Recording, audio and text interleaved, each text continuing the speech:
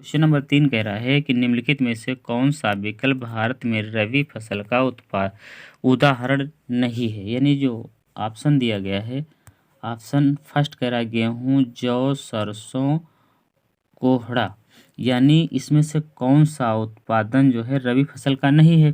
तो question number 3 की बात कर लें तो भारत में वे सभी फसलें जो सर्दी एवं वसंत ऋतु में होती हैं उन्हें रबी की फसल कहा जाता है। यह अक्टूबर के अंत में मार्च या अप्रैल के बीच तक का समय होता है। रबी की फसलों को सर्दी की फसलों के रूप में भी जाना जाता है। अक्टूबर का महीना बीजों की बुआई का समय होता है, जबकि फसलों की कटाई मार्च एवं अप्रैल माह में की जाती है। तो उदाहरण के तौर पर गेहूं, जौ, चना, मसूर, सरसों आदि रबी की फसलें मानी जाती हैं। तो इसमें ऑप्शन नंबर आपका जो सही होगा तो वो होगा क्वेश्चन नंबर सी, सरसों। तो आई होप क्वेश्चन नंबर 3 आपको अच्छे से समझ में आया होगा। तो बढ़ते हैं नेक्स्ट क्वेश्चन की तरफ। क्वेश्चन नंबर 3 ये रहा आपके मोबाइल स्क्रीन पे। क्वेश्चन नंबर 3 की बात, सॉरी क्वेश्चन नंबर 4। तो क्वेश्चन नंबर 4 कह रहा है कि 7वीं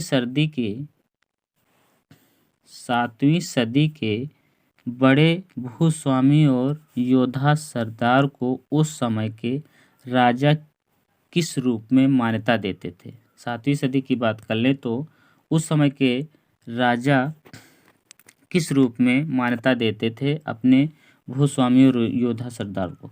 तो ऑप्शन है राष्ट्रकूट, चालुक्य, सी है सामंत, डी है ब्रह्मांड।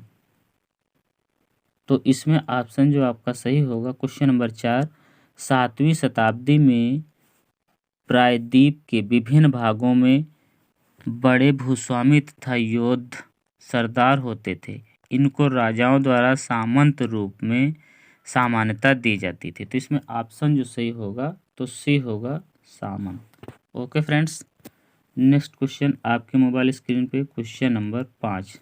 क्वेश्चन नंबर 5 कह रहा है आगरा किले का निर्माण डॉट डॉट ने करवाया था। यानी आगरे का जो किला है उसका निर्माण किसने करवाया था।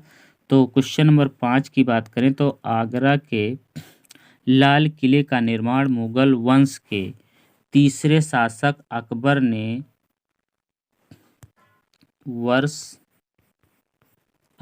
जो है वर्ष 1565 से 1573 के मध्य करवाया था। 1573 के मध्य करवाया था। अकबर के बाद शाहजहां ने 1639 में, यानी अकबर के बाद जब शाहजहां आए तो 1639 में इन्होंने दिल्ली के लाल किले का निर्माण कराया, क्योंकि शाहजहां ने 1639 में राजधानी आगरा से दिल्ली स्थानांतरित की।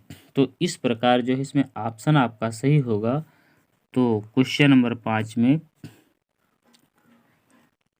अकबर, यानी अकबर ने किले का निर्माण करवाया। तो ओके फ्रेंड्स, आज की क्वेश्चन नंबर 5 जो है आपको आई होप अच्छे से समझ में आ गया होगा। तो बढ़ते हैं नेक्स्ट क्वेश्चन की तरफ। तो क्वेश्चन नंबर 6 रहा, ये रहा आपके मोबाइल स्क्रीन पर। क्वेश्चन नंबर 6 की बात करें तो मेक्सिको की मुद्रा क्या है। ऑप्शन नंबर फर्स्ट है रुपया, दिनार, पेसो, डॉलर। मेक्सिको की मुद्रा क्या है।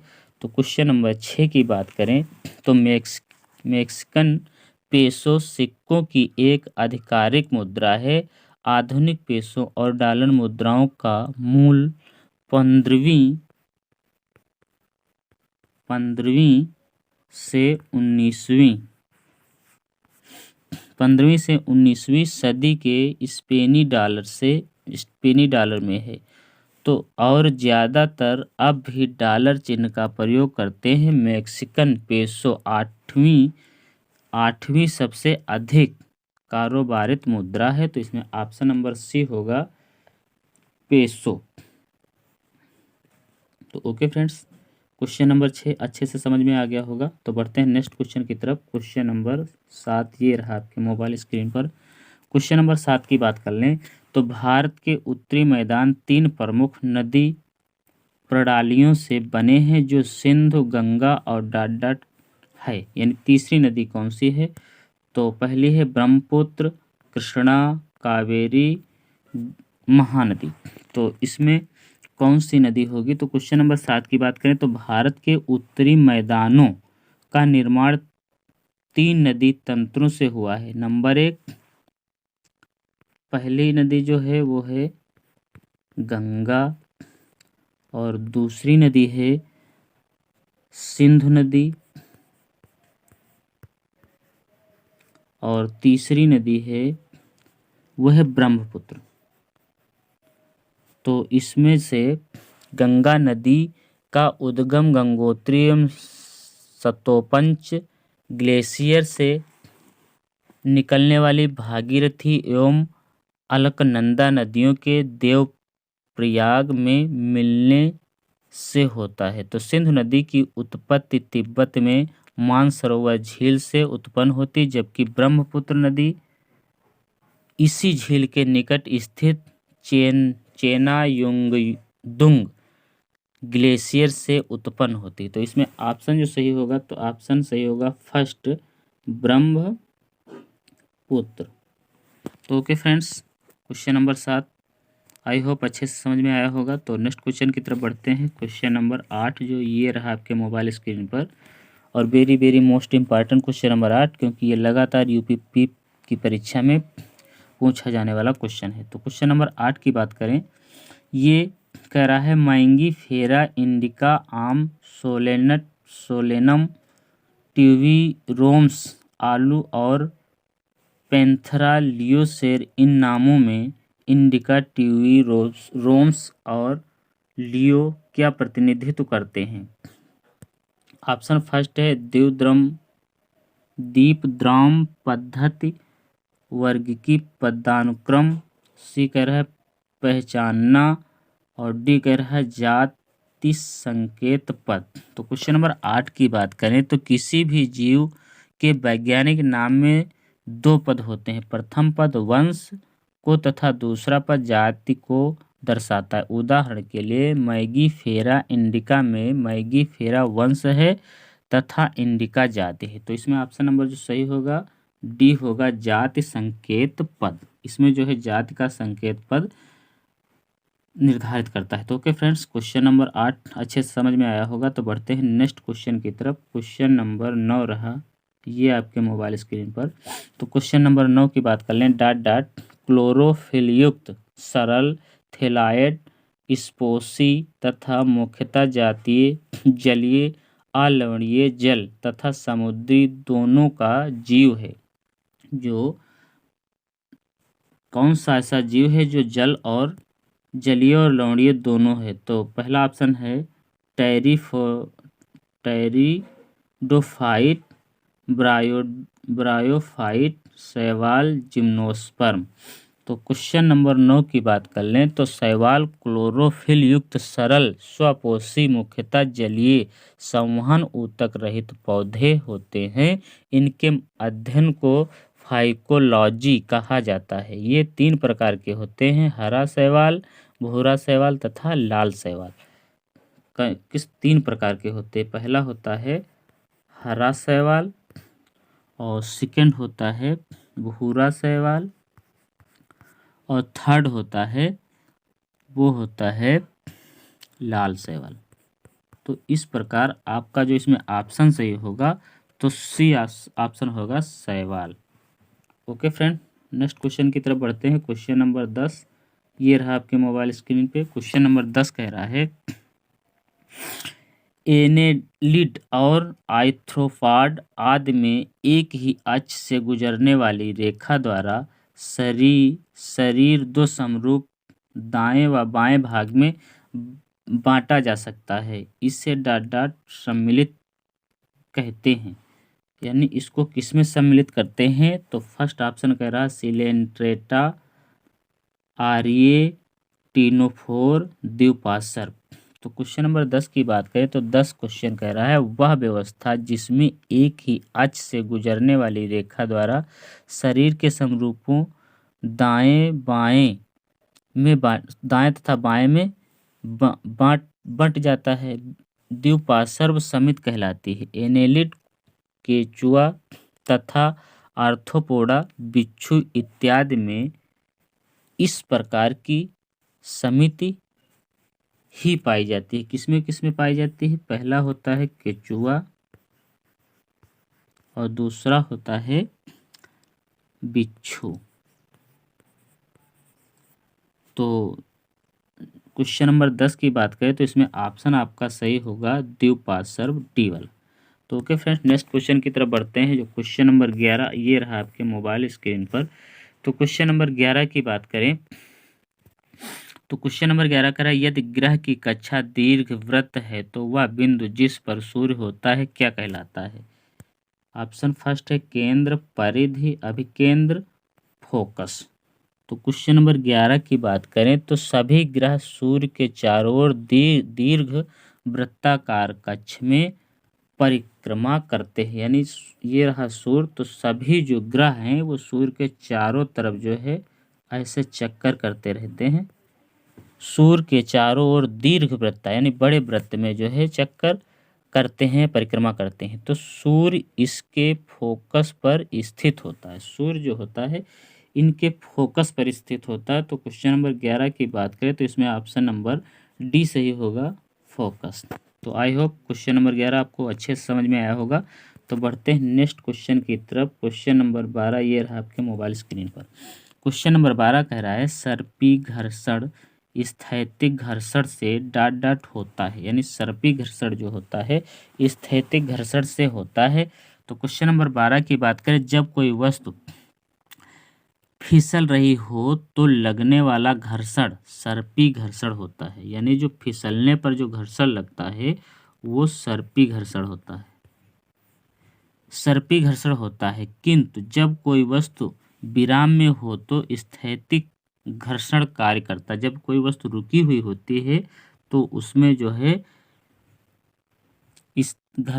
जब कोई वस्तु रुकी हुई होती है तो उसमें स्थैतिक घर्षण कार्य करता है। स्थैतिक, रुकी हुई वस्तु में स्थैतिक घर्षण कार्य करता है। स्थैतिक घर्षण सदैव सर्पी घर्षण से अधिक होता है। स्थैतिक घर्षण जो होता है वो सदैव क्या होता है? सर्पी घर्षण से ज्यादा होता है। तो इसमें क्वेश्चन नंबर 12 की बात करें तो डी होगा, कम। यानी कि सर्पी घर्षण स्थैतिक घर्षण से कम होता है। ओके फ्रेंड्स, तो नेक्स्ट क्वेश्चन की तरफ बढ़ते हैं। क्वेश्चन नंबर 13 ये रहा आपके मोबाइल स्क्रीन पर। तो क्वेश्चन नंबर 13 की बात कर लें। कह रहा है, भारत का वह कौन सा जिला था जहां व्यावसायिक वानिकी के विरुद्ध चिपको आंदोलन शुरू हुआ था? यानी चिपको आंदोलन भारत में किस जिले में शुरू हुआ था? तो ऑप्शन नंबर ए कह रहा उत्तरकाशी, बी है चमोली, अल्मोड़ा और टिहरी गढ़वाल। तो क्वेश्चन नंबर 13 की बात करें तो चिपको आंदोलन पर्यावरण रक्षा के लिए शुरू किया गया आंदोलन था। यह भारत के उत्तराखंड राज्य उत्तर प्रदेश का भाग में किसानों ने वृक्षों की कटाई का विरोध करने के लिए किया गया था।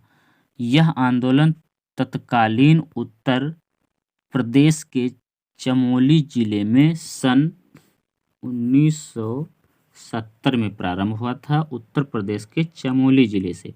तो क्वेश्चन नंबर 13 की बात करें तो इसमें कुछ ऑप्शन सही होगा, बी चमोली। तो ओके फ्रेंड्स, नेक्स्ट क्वेश्चन की तरफ बढ़ते हैं। क्वेश्चन नंबर 14 ये रहा आपके स्क्रीन पर। केल्विन के डॉट डॉट मापने की इकाई है। यानी केल्विन के जो है तो किसके मापने की इकाई है? घनत्व, दाब, द्रव्यमान या तापमान। तो क्वेश्चन नंबर 14 की बात करें तो वे राशियां जिनको किसी अन्य राशि की सहायता से उत्पन्न नहीं किया जा सकता मूल राशियां कहलाती हैं। वे राशियां जिनको किसी अन्य राशियों से उत्पन्न नहीं किया जाता मूल राशियां कहलाती हैं। वर्तमान में कुल इस समय देखा जाए तो कुल जो है 7 मूल राशियां तथा 2 पूरक राशियां हैं। 2 क्या हैं?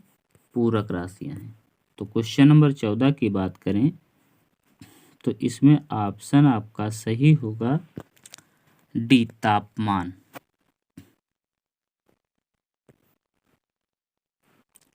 तो ओके फ्रेंड्स, नेक्स्ट क्वेश्चन की तरफ बढ़ते हैं।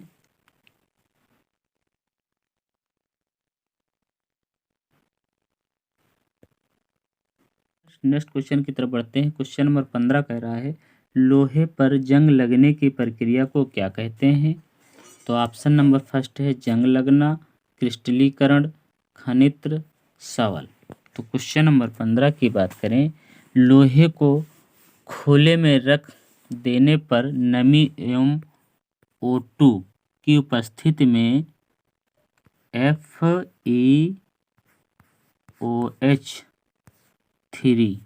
FeOH3 तथा Fe2O3 का मिश्रण बनता है, जिसे जंग कहते हैं। लोहे पर जंग लगना एक रेडॉक्स अभिक्रिया है। तो इसमें ऑप्शन नंबर जो होगा फर्स्ट होगा जंग लगना। तो ओके फ्रेंड्स, नेक्स्ट क्वेश्चन की तरफ बढ़ते हैं। क्वेश्चन नंबर 16 और हमारी वीडियो का लास्ट क्वेश्चन है। तो क्वेश्चन नंबर 16 की बात कर लें। क्वेश्चन नंबर 16 कह रहा है सूर्य से निकलने वाले पराबैंगनी विकिरण अल्ट्रा वायलेट रेडिएशन को अवशोषित करने वाले कवच का काम करता है। तो जो सूर्य से निकलने वाली पराबैंगनी किरणें हैं उनको अवशोषित करने का कार्य करता है। फर्स्ट है क्लोरोफ्लोरोकार्बन, समतापमंडल, ओजोन छिद्र या ग्रीन हाउस। तो क्वेश्चन नंबर 16 की बात करें तो समतापमंडल वायुमंडल की दूसरी परत है तथा इसकी ऊंचाई 50 किमी कितनी है 50 किमी तक है। इसी परत में 35 किमी से 50 किमी ऊंचाई पर ओजोन परत स्थित है जो पृथ्वी की हानिकारक पराबैंगनी किरणों से रक्षा करती है। तो इस प्रकार क्वेश्चन नंबर 16 की बात करें तो इसमें ऑप्शन सही होगा वो बी होगा समताप मंडल। तो ओके फ्रेंड्स, आज की वीडियो में इतना ही। आई होप आपको अच्छे से हमारी वीडियो समझ में आई होगी। तो यदि हमारी वीडियो आपको अच्छी लगे तो प्लीज़ हमारे चैनल को सब्सक्राइब करें और दोस्तों के साथ शेयर करें ताकि हमारा जो है थोड़ा वीडियोस में ज़्यादा से ज़्यादा आपको आपके दोस्तों को बेनिफिट मिले। तो मिलते हैं किसी दूसरे वीडियो में एक इंटरेस्टिंग सी वीडियो लेकर के, एक अच्छा सा ज्ञान लेकर के। तब तक के लिए नमस्कार, जय हिंद, वंदे मातरम।